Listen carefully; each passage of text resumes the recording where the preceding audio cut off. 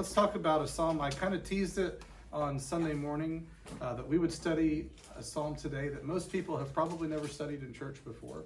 And I suspect that might even be true for many of you. There's one caveat. I'm going to wave to Lindsay real quick. She just waved at me on the camera here. There's one caveat. I don't think that we've studied this before during my time here, but I might be wrong.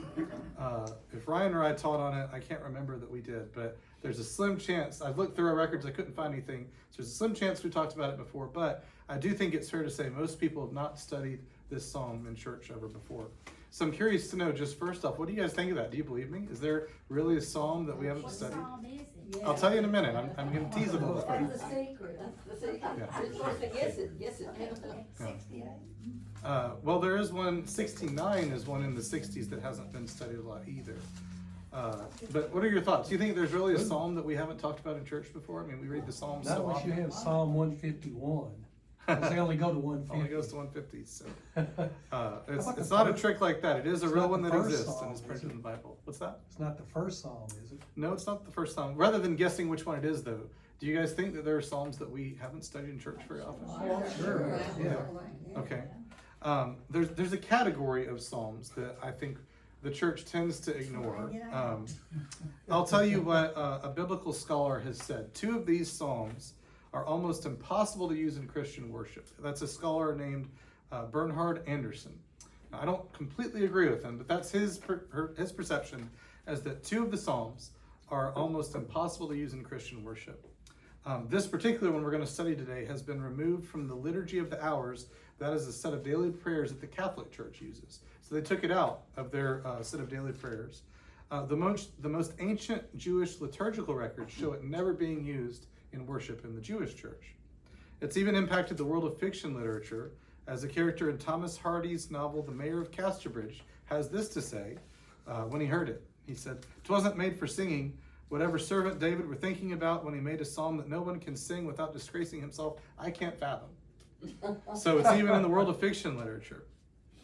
So why do you guys think we only study certain parts of the Bible at church? Some are more difficult than others to understand. That's true. Yeah, some are easier to understand than others, and we like to go through the parts that are easy to understand because it's really easy to get a practical message out of it. Why else might we not study? Some of them we're more comfortable with. Right. Because they don't challenge us. Right. Yeah, some parts of the Bible can make us uncomfortable and challenge us. Absolutely. What do you think would make a psalm, quoting that scholar earlier, almost impossible to use in Christian worship? This church doesn't sing songs, does it? What's that? This church be singing songs? Well, yeah, we don't Worship, you sing. mean? We don't typically sing the psalms unless there's a hymn or a worship song What do you written mean by worship? about it. Like But a song? a lot of these psalms were written as music. In fact, this particular one says at the beginning, "For the director of music of David, a psalm." So it was probably something that was written to be sung. A lot of the psalms were. They had a songbook that they could sing. Of course, we can't really use their music with the English words because they were written in Hebrew. So it won't always work like that. Well, To lose I the rhythm. remember reading that there are some psalms that make people uncomfortable because they're blatantly sexual, Okay, yeah. and we fall into the habit of taking people out of their time and interpreting what they're saying without understanding that that's what they were thinking then. Right. And I had a professor at Stetson who was a Baptist minister, Mhm. and he used to talk about that all the time. He just wore it out about all the stuff that was in the Bible that gave him the ookies. Sure. Well, historical context for sure is very important. Yeah.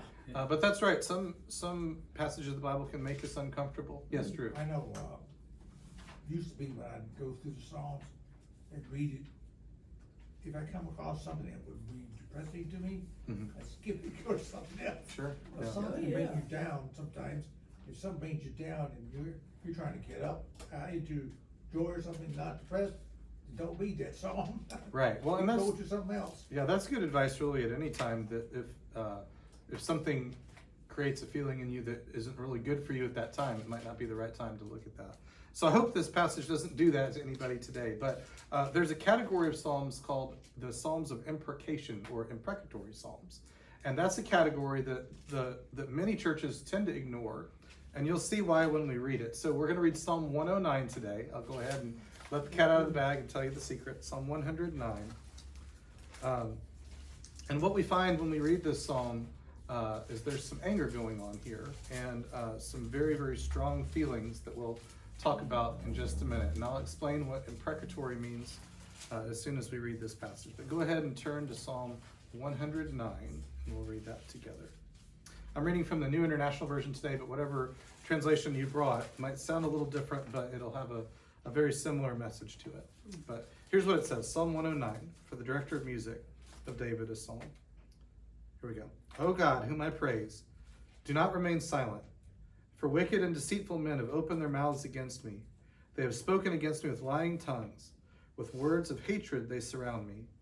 They attack me without cause. In return for my friendship they accuse me.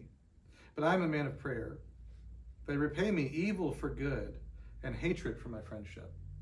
Not so bad so far, but here's the part that can make people a little bit uncomfortable. Appoint an evil man to oppose him. Let an accuser stand at his right hand. When he is tried, let him be found guilty, and may his prayers condemn him. May his days be few. May another take the place of leadership.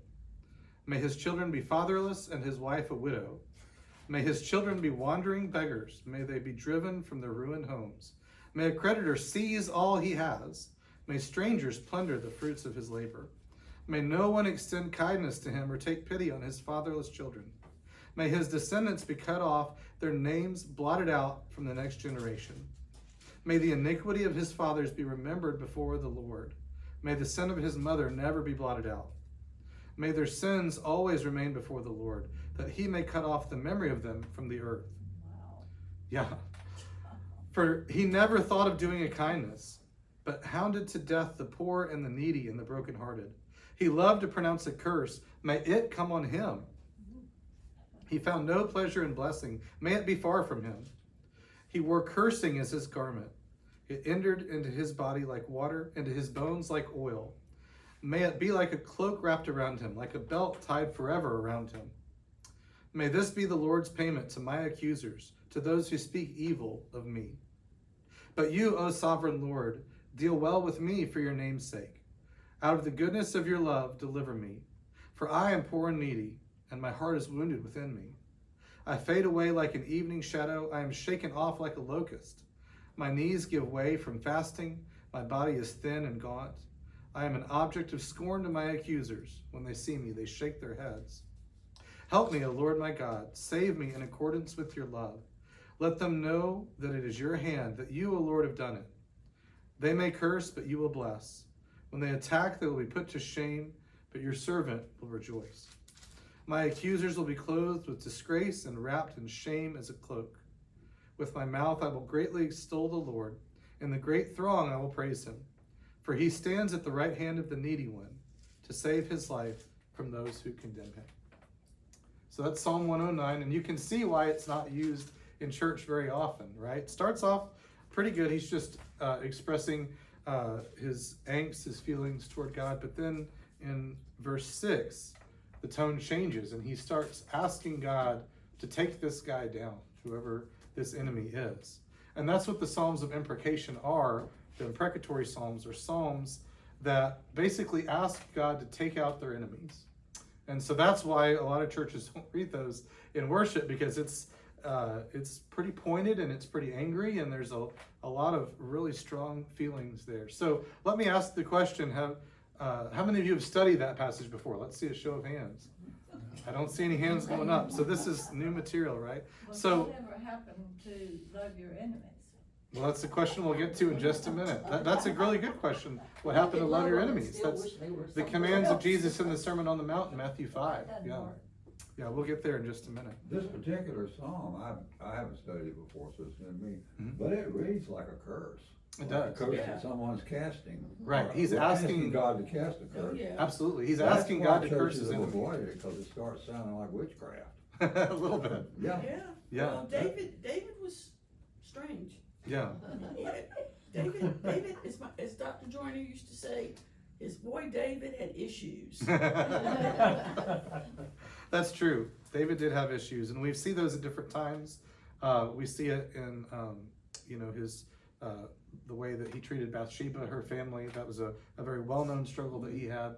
And one thing that we don't really talk about a lot is after that happened, David was really never the same again. Even though God restored him, he had a lot of problems that came after that. When we commit a sin, God forgives us.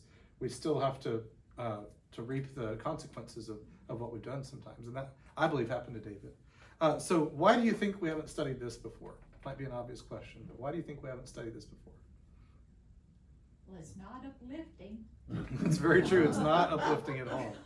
Because we haven't had you in here teaching us. Well, that's true. I haven't talked that many times. You haven't been here. Yeah. I would think that, pastors and teachers just have not been led of the Lord, that was what they needed to use to teach the congregation or to teach the class or. Sure. Yeah, Yeah. I just thought it helped. And it's possible that they don't really know what to do with it. Okay. That would help us. That they read that and they say, I don't want to go there. That sounds a little too muddy for me, and I'd rather pick something that has a much easier message to give people, something that's more uplifting. Yeah, it could be easily understood. Right. When you read this. Yeah, this is one that's a little harder to understand why it's here or what we do with it, isn't it?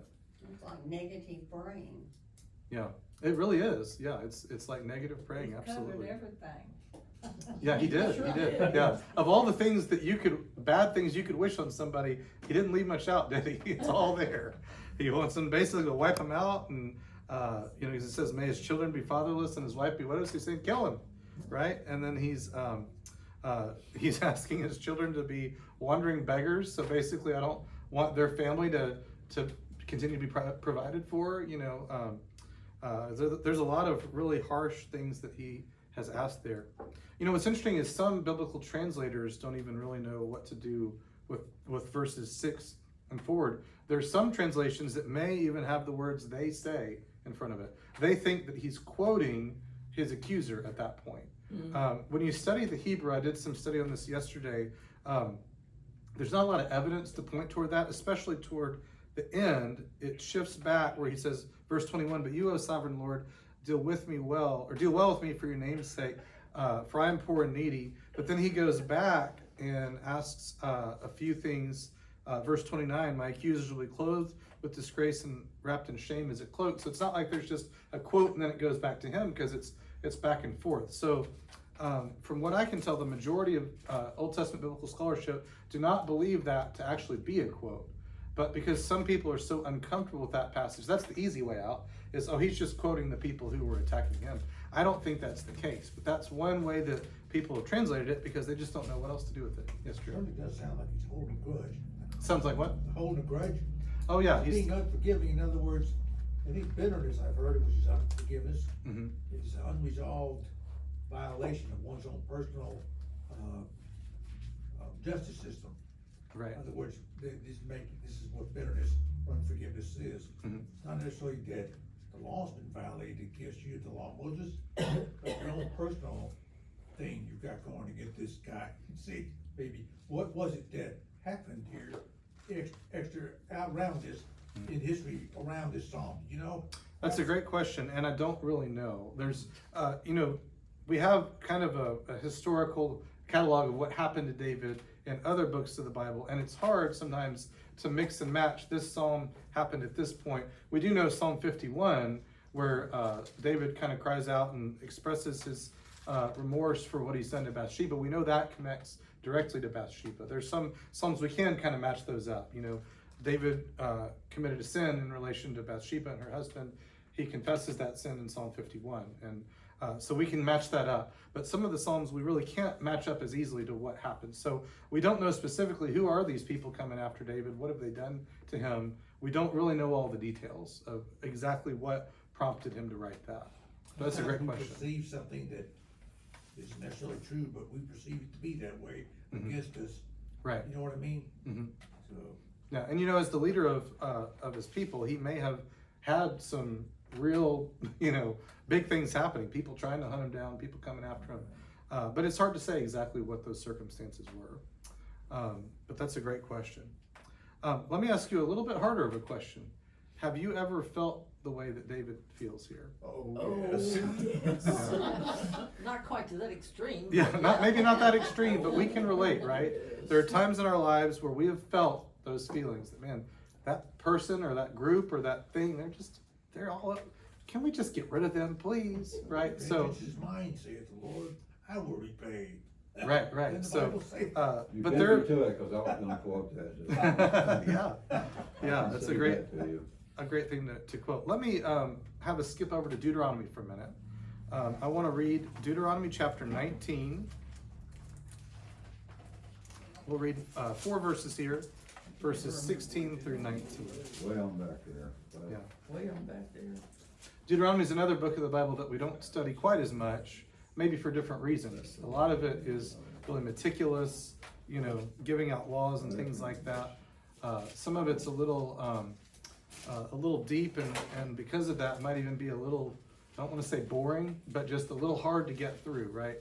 There's always the standing joke, Deuteronomy chapter 19, verses 16 through 19. There's always the standing joke that if you start a Bible reading plan in Genesis, that Deuteronomy is the true test of whether you're going to stick with it, right? Yeah. Because it's like Genesis is very fascinating, and Exodus is very interesting to see about the exodus of God's people from Egypt, and then you get to Numbers and Deuteronomy, and that's where it starts to get a little more tedious. Numbers And just then you goes on start forever, scanning. stuff that most people aren't that excited about. Right, I exactly, never could and that's get what I through- mean. It's a I little couldn't hard to through get. numbers at all. Yeah. I got bogged down in all that stuff.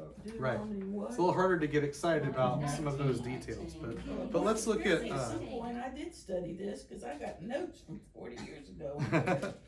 19. Deuteronomy 19, and you may have studied this part before.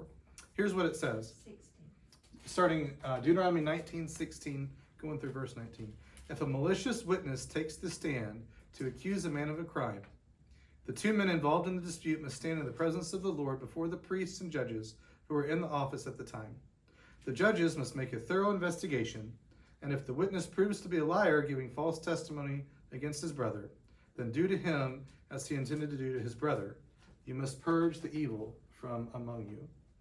So hearing that, does David's desire in Psalm 109 match up with the Deuteronomic law? Is he following what it instructs here? Well, it seems like he's acting pretty independent here, that as king, Mhm. he is king, Right. so, I guess he doesn't have to go to the priest if he don't want to, I don't know. Yeah. There wasn't a king back in Deuteronomy yet, was there? Was there not till Saul, not till King Saul? Right. Yeah. I don't. Samuel? I Did don't Saul believe didn't that they do had it? a king in the time of Deuteronomy, because then later on, after the Torah was written in Judges, they had judges that were ruling over, and then later was when they wanted a king. So I don't believe they had a king yet in Deuteronomy 19. I could be mistaken about that, but I'm 90% sure. All of this punishment is because the rest of the people will hear of this and be afraid, and never again will such an evil thing be done among you. Right. It says, show no pity. Life for life, eye for eye, tooth for tooth, hand for hand, and foot for foot. Right. And of course, we know in the Sermon on the Mount, Jesus changes that. He says, you've heard it said eye for an eye, but I tell you, what does he say there? I know, but in the mouth, they had to have 2 or 3 witnesses in the law to Right. establish something wrongdoing here, I think, didn't they? They just couldn't come up with, did something off the wall saying, unless there was 2 or 3 witnesses to establish a breaking of the law now. Right. Not necessarily someone's own personal justice system here. I don't like what he did, just, he didn't look right, something like that. Yeah. I'm gonna get him. Right. So Drew says no, he's not following Deuteronomy because he's taking it in his own hands rather than. Yeah. I don't know for sure though. No, that's a valid interpretation. So here's Matthew 5, beginning in 38. You don't have to turn there, I'll just read it real quick. You have heard that it was said, eye for an eye and tooth for tooth. And of course, I have a little letter A here, and if you look at the bottom, it says, Exodus 21:24, Leviticus 24:20, and of course, Deuteronomy 19:21. So Jesus is quoting that passage we just read. But I tell you, do not resist an evil person. If someone strikes you on the right cheek, turn to him the other also. And if someone wants to take your tunic, let him have your cloak as well. If someone forces you to go 1 mile, go with him 2 miles. Give to the one who asks you, and do not turn away from the one who wants to borrow from you. And then right after that, he says, you've heard it said, love your neighbor and hate your enemy, but I tell you, love your enemies and pray for those who persecute you. So Matthew 5, Jesus changes things, but keep in mind the timeline. We're in the Old Testament. Jesus hasn't said that yet. So we're still at this point in history bound by the law in Deuteronomy. And so do you guys think that he is properly following the code given in Deuteronomy here in Psalm 109? No. No? Okay. That, I'll confess, I haven't ever studied Deuteronomy 19 before. Sure. But I was looking through here, I've had a lot of dealings with the legal system, Mhm. not by my own choice. But what this is due process. Mhm. Now, our founders were holy men, they were men of God. Mhm. And when they were writing up the rights that we have now, they were studying the Bible somewhat, and I can't help but wonder if they got the idea of due process from this verse right here, because it's almost the same thing as the 14th Amendment. Mm-hmm. That's Did you ever true. consider though that Psalms is just merely David, just happens to be expressing something personal. It's not necessarily that he's, maybe he is really bad at this guy, whoever it is. It's just his own personal, expression, not necessarily something that he's really, breaking the law or nothing, maybe. Mhm. He's just telling us how he's feeling. Right. Well, and that's actually where I was going to go next. I think when we think about what David is doing here, it's also important for us to think about what he's not doing, right? He's not giving a judgment against these people. He's not taking matters into his own hands and that he's going to go ahead and wipe them out Yeah, well, or command his soldiers to wipe them out, or, hey, guy over there that works for me, go take these guys out. He's not really taking matters into his own hands, is he? Because he's talking to God about it rather than doing any actions himself. So rather than trying to resolve that situation, he's relying on God to do what is right, saying, God, here's what I would like, but leaving it in God's hands. He's just murmuring and complaining, though. Well, there is a little bit of God that for killed a sure. bunch of people for that in what was it, Exodus or whatever, Mhm. Numbers? Right, yeah, and in Numbers especially, there's a lot of murmuring among the people as they're wandering in the wilderness. But I do think it's important for us to remember that David as the king could have just gone ahead and said, all right, get him out. But instead, maybe he's learned something since Psalm 51, right? He had an idea with Bathsheba. He went ahead and took it into his own hands. He did it his way. It didn't work out so well for him. He realized what he did was wrong. So maybe David's learning a little bit, right? All right, God, this time I'm going to let you handle it rather than me handling it myself when I've got one of these harebrained ideas. And I think, what really might trouble people about this psalm is something a little bit deeper, that David is providing a candid outlook on the human condition here. We can relate to what's going on here. Here's what another scholar named Clinton McCann writes. If we are honest, we must conclude that the psalm teaches us about ourselves. We are a vengeful people. At times we've all felt that way. That person or that group or that thing that's against us, oh, I wish I could just wipe them out. And we haven't all done it, but we've sure wished for it, right? Man, I wish I could just take that guy out or take those people out or take that thing out or whatever it is that's getting in our way, that's rubbing against us. I wish I could just get rid of it. It tells us something about ourselves. Burr onto the saddle. Yeah. So I think that really helps us discover the true message behind this psalm. David reacts just as anyone would, really, given his circumstances.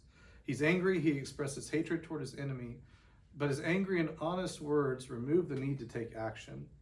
In affirming God's role as judge, this is another quote from McCann here, this vehement, violent-sounding prayer is, in fact, an act of non-violence. He doesn't commit the violence himself, but he entrusts God to make a decision.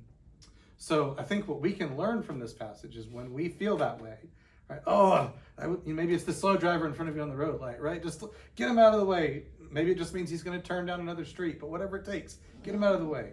Well, I'm not going to take that in my own hands. I'm not going to blow by him in the shoulder and honk my horn and shake my fist. I'm just gonna pray about it and let God handle it. Or if it's something much more serious, that someone really is against me in a literal sense, I'm gonna pray about it. I'm gonna leave it in God's hands rather than taking care of it myself. So what do you guys think? Imprecatory Psalms, what do we do with them? Does that make sense? What is that word you're saying? I'm just saying. What's that? Is that the words you're saying? Imprecatory, imprecation, same word, And just that different. means, Well, it's that calling on God to curse someone, okay. praying for a curse, I don't know basically. what that word How do you means. spell that? Imprecatory, imprecatory. How you said something about doing it my way there, on that song, I did it my way. Okay, yeah. Lindsay had something she wanted to say on the When phone you here, said that so. reminded me of this Jeremiah 17, Hold on one I second. have this 5 through 8 here. This is the first 2 verses here are the guys doing it his own way. Mhm. The second 2 verses are doing it God's way. Mhm. Is this, thus saith the Lord, cursed be the man that trusteth in man, and make his flesh his arm, and whose heart departed from the Lord. For he shall be like the heath in the desert, and shall not see when good cometh, but shall inhabit the parched places in the wilderness, in the salt land, and not inhabit it. So that's the guy that's doing it his own way. Mhm.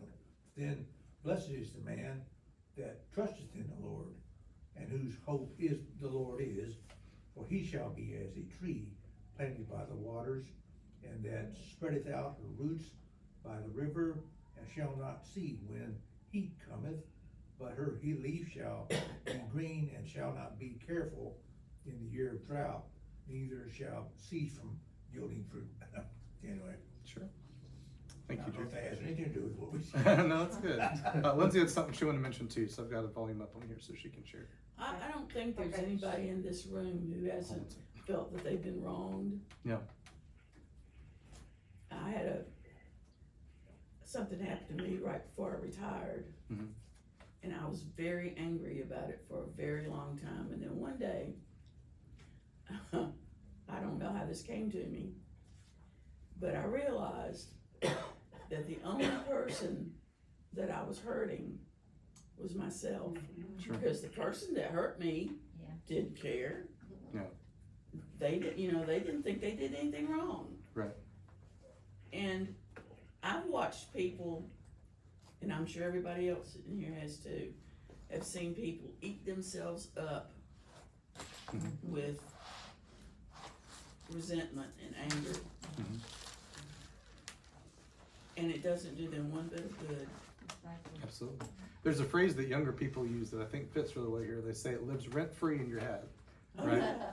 So when those things are eating away at us, it's like, Yeah, it's not rent-free, bothering those other really, I people, like but that. it's living rent-free right up here. So I think there's something to be said for that. You know, if we can put it in God's hands and let go of it, it's freeing for us as So well. hard. Absolutely. It is very hard. It's very hard. What was Lindsay gonna say, by the way? Well, unfortunately, she had to go, so I'll just have to find out. She texted me and said, gotta go. I guess her lunch break's over, or something came up, but. Anyway, that would be my encouragement to you guys. Next time we feel that way, it's gonna happen. You know, it might be a really minor thing, like I mentioned, being stuck in traffic. It could be a really legitimate thing, you know.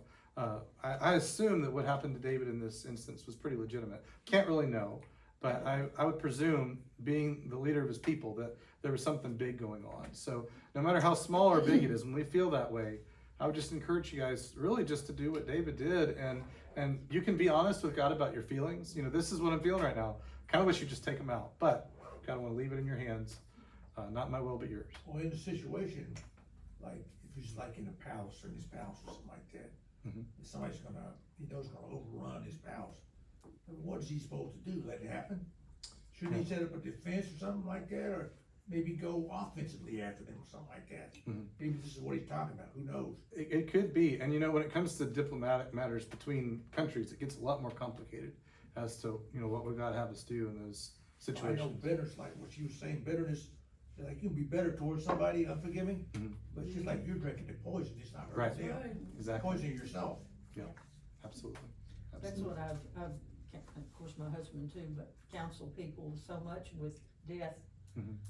Don't say you don't hurt or you don't have this, or, you know, whatever you're feeling, don't feel guilty about it. Sure. Let it all out to him. Mhm. And then you'll be surprised how much different you'll feel that you just let all your anger, the good, the bad, and the ugly out to him. Yeah. And then when you do that, you have a calm and a peace for a while. Now, it'll come back. Mhm. Yeah. But you have to release those feelings to the Lord, and then he can help you to get over them. Absolutely. Yeah. God is big enough to handle our full range of emotions and feelings and all those things, our hurts, our anger, all those things. Yeah. Yeah. All right. Well, it's a little after 12, so I don't want to keep us late. I'll go ahead and pray for us. We'll be dismissed. Thanks for being here today. Let's pray. God, we thank you for the opportunity to study what to many is such an obscure passage, but God, certainly something that you can speak to us through. So God, we just pray that you do that today and in the future as well. God, just illuminate these parts of the Bible that maybe we've looked over before and show us your truth. God, I pray in these times where we feel anger and we feel hurt, we feel attacked. God, I pray that you guide us. I pray that we can give those feelings over to you and trust your hands, God, because you are the true judge. We're not. God, you see everything. We don't. God, we acknowledge that you are perfect and holy and we're not. So we entrust the perfect, holy judge to be the true judge in those situations. So God, we give that over to you today and any time in the future. God, may you guide our steps in those times where we feel frustration and anger and feelings of being attacked, anything along those lines. God, we thank you for our time today and pray for each person in this room as we go from here. In your name I pray. Amen. All right. Well, thanks, everybody. We'll see you Sunday.